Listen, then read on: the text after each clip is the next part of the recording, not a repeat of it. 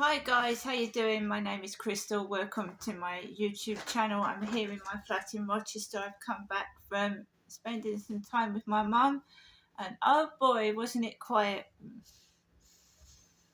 Contrast to this place. Absolute dread coming back here. Absolutely dread it. It was so quiet. I know my mum, my mum's eccentric because she shouts a lot and goes on. But I'd rather be round there experiencing that than coming home to what I come home to, living in this horrible place. Seriously. So guys, let me just check what the time is.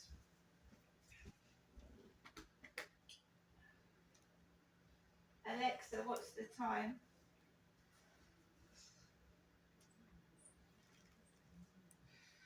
Right guys, it's 7:57 p.m. I'm like I said, I'm at home in Rochester now. I've come back. I spent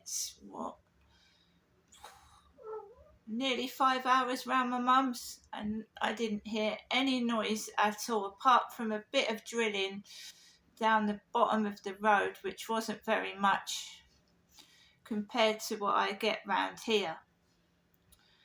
And because you're talking to somebody and you're being distracted from it, it's a lot better than when you're on your own anyway. So basically, got up this morning at 7:20, took Max out for a walk early, and I came back, and this place, I just can't stand it. It's getting to the point now where I just stick earplugs in my ears all day. I just outside and inside, and I can't hear a thing when I've got earplugs in. So I took Max out for a walk. We had a fairly nice walk. Come back, and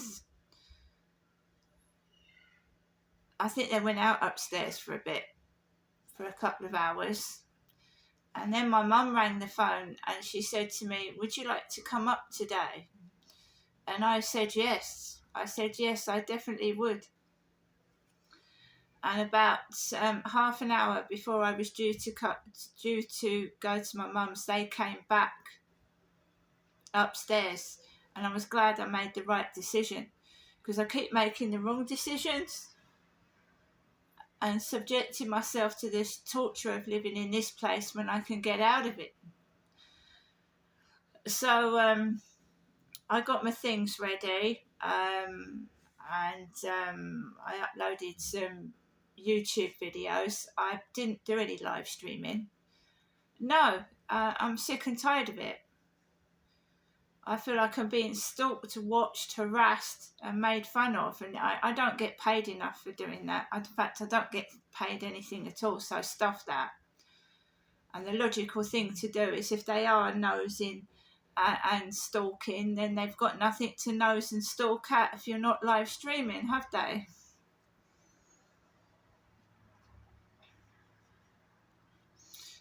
So, my mum usually gets the taxi for me after 12 p.m. I didn't tell anybody, I didn't say anything to anyone, and I just waited for the taxi to arrive, and the taxi went to the wrong block, turned round, crossed over the road, got in the taxi, and it was a bald Asian driver, and he had a scar on his head. So he's a bald Asian driver with a scar. Excuse me, but he burped in the taxi. He burped like the guy next door did to me. Burped inside the taxi. There's not a lot you can do when someone accidentally burps in a taxi,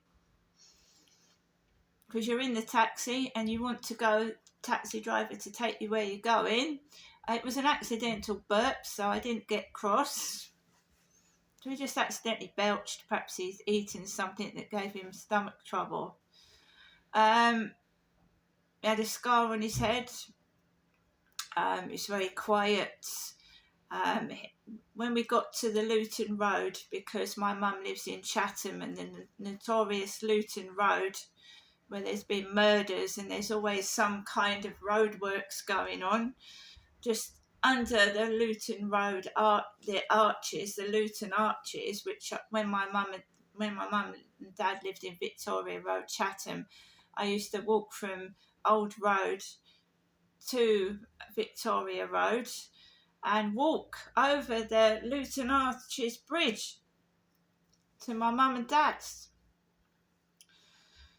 So there was a hold up at the top of Luton Road near the Hen and Chickens pub that used to be, right? And the driver said to me, "Can you walk?" I went, "Pardon?" He went, "Can you walk?" I said, "No." Well, yes, I can walk, but I didn't want to get out of the taxi because I encounter problems with people, and the Luton Road is notorious for drug addicts and drunks, and no, I didn't want to get out and walk up the road. So I stayed in the taxi, and my mum said I did the right thing as well. I stayed in the taxi, and it cost a lot, £17 taxi from here to my mum's address, £17 when it would have come to about 12 or 13. So it was nearly an extra fiver. He was getting agitated. I said to him, "It's not your fault. The traffic wasn't the guy's fault, but I don't want to get out of the taxi." So I stayed in the taxi. He drove me right up to the top of my mum's road, and that was it. There was no harsh words spoken. I refuse to get cross because I'm a better person, and I'm not going to get cross if someone's rude, belches, moans. That's their prerogative. Doesn't mean I have to copy them or belittle myself by getting angry, and then it makes me look like I'm the villain, doesn't it? Makes it look like me. So, they don't see the belching and the rudeness that's done to me, and I start shouting and suddenly I'm the villain. So I keep quiet now. I don't shout. And I've got my camera rolling a lot of the time, so if they want to be pigs, that's up to them. I'm better than that. So I went into my mum's flat. She had a few bits for me like she normally does. I hadn't been there for about 3 weeks. I didn't see any of her neighbours. I didn't see Sue. I didn't see the lady with the dog in the middle. I didn't see Karen. I didn't see Veronica. I heard Veronica playing the radio. My mum's got a female black neighbour called Veronica, and Veronica was playing the radio at the window at the top, but it wasn't loud. It was just, like I play my radio on my live streams. But I didn't really hear any of the neighbours apart from Veronica playing the radio. My mum said things which stuck in my head, right? It stuck in my head what she said, and there was a lady on my doorstep when I got home. There was a black lady on my doorstep. Black woman. It was the neighbour next door. She was just hovering around my front door. But because we live close together, I assumed she was waiting for either one of her sons or something else. Because then when I went into my flat, she went towards the lift. The lift. My post was a cancer leaflet, a letter about cancer. So that was in my post box. Macmillan Cancer Support. It's only a couple more days and then everything will be okay. Everything will be back to normal. And there's a load of chocolate bar wrappers around the area. Cadbury's chocolate bars, wrappers. Remember that I'm taping conversations and what's going on. And somebody contacted me on Flirt Finder, the dating site, a guy called Thomas. Thomas has, apparently he's a truck driver.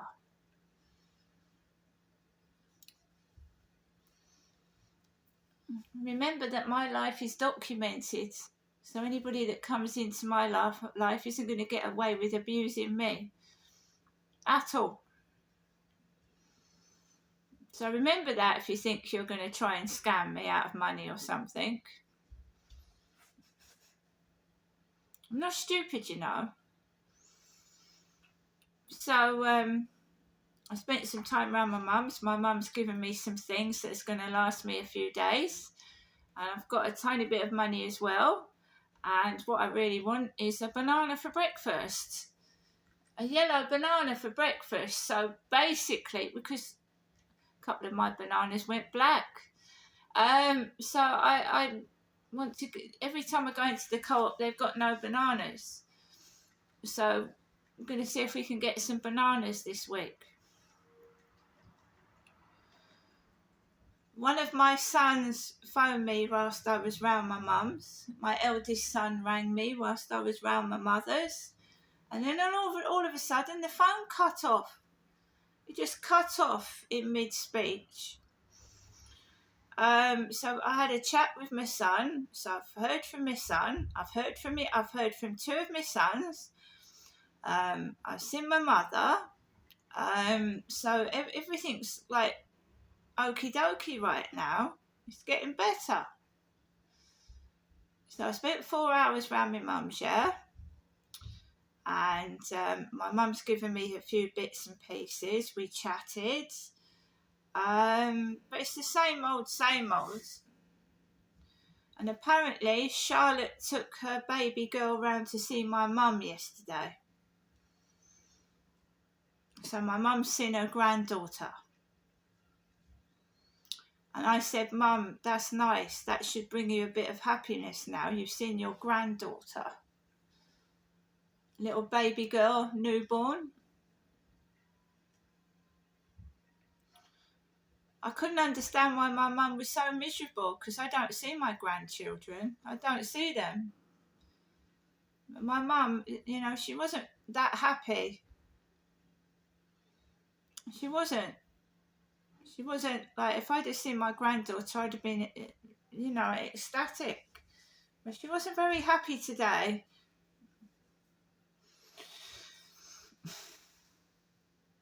You see, we all go through things. We all suffer. Every one of us at some point in our life suffers from something.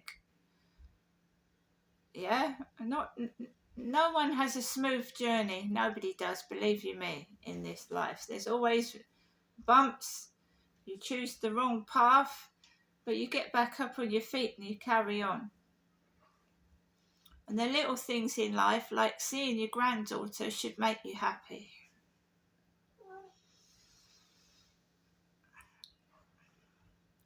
So I chatted to my mum, and that was it really. And my mum kindly, I want to show you my pizza. I think I showed you it in the video before.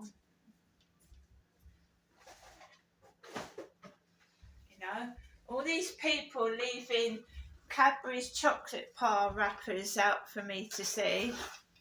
Chinese chicken pizza from Super Pizza, well recommend it.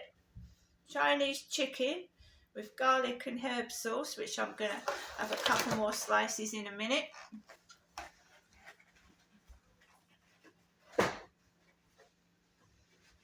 We've got some chicken bites. My mum had some curly fries, Twisters.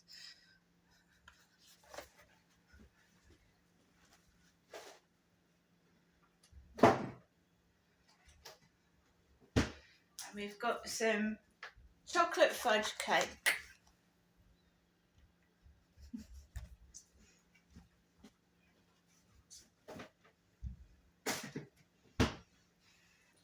Now I'm going to go and show you what else my mum got me. coffee's expensive, we've got some Morrison's Gold Roast coffee.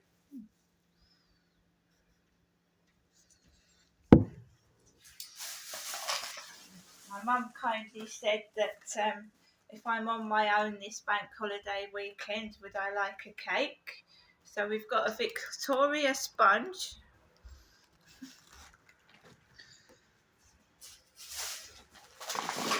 I do love my biscuits with my coffee. So we've got some fruit shorties, we've got some fig rolls, and we've got some ginger nuts. I haven't got any Cadbury's Dairy chocolate, but you know. Thank you, Harry. Very